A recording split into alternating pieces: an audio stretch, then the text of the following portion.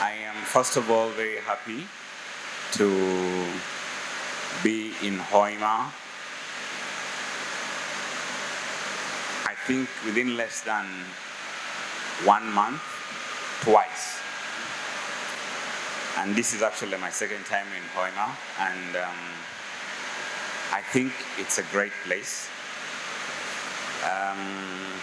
Of course, Mbale is slightly better, and the entire Bugisuri sub-region is slightly better, but Hoima too is great.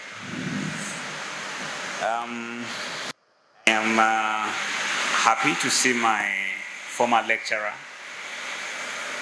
Professor Kiza. He taught me over 20 years ago, but he still looks extremely young. And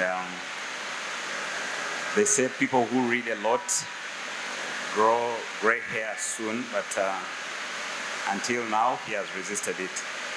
I'm also very happy to see Senior Counsel H.T. Wampanga, a very good friend of the Konrad Adenauer Stiftung. So please allow me read my remarks so that we can save time.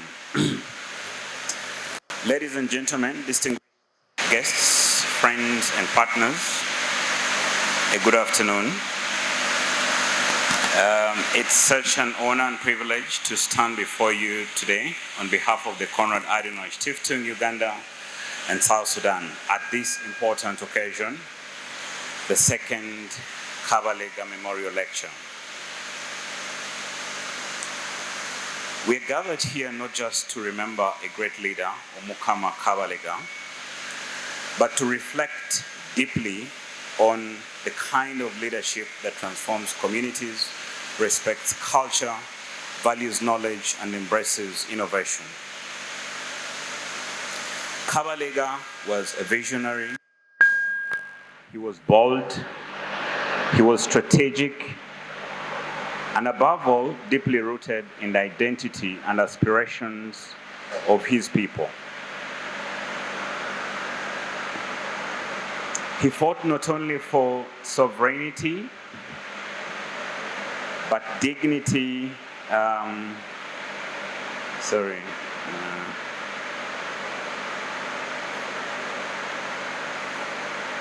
He fought not only for sovereignty, but for dignity, for culture preservation, and for development on his own terms. These are not relics of history. These are values we urgently need today. At the Konrad Adenauer Stiftung, we believe that democratic governance and sustainable development cannot thrive without strong leadership grounded in local realities and shaped by the wisdom of those who come before us. Today's theme, culture, knowledge, and innovation, reimagining leadership for community transformation, speaks directly to this challenge. In our work across the globe, across Uganda and the region, we have seen that true leadership transformation happens at the intersection of tradition and progress. Culture is not a barrier to innovation. It is its foundation. It defines our values, shapes our worldview, and roots us in community.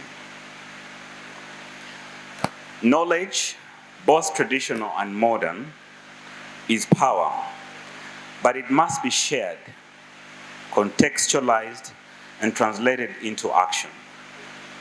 And innovation is not only about technology, it is also about rethinking governance, participation, and inclusion, especially of youth, women, and marginalized communities. So, how do we reimagine for the future? How do we reimagine leadership for the future? One, by building leaders who listen, So leaders who respect their people's stories and histories and are not afraid to ask, how can we do things differently? Secondly,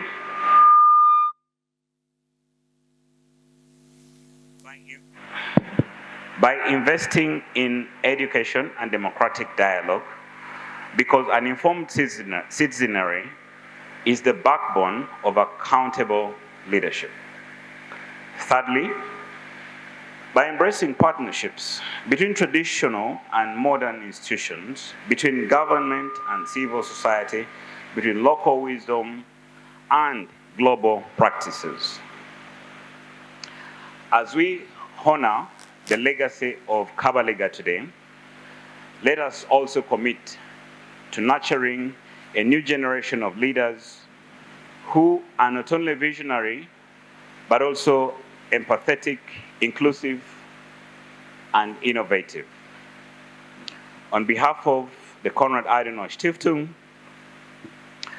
I thank the organizers of this lecture, the Kabalega Foundation, and reaffirm our commitment to working with you, leaders, thinkers, cultural institutions, and communities, to shape a future where leadership is a force for transformation and dignity for all.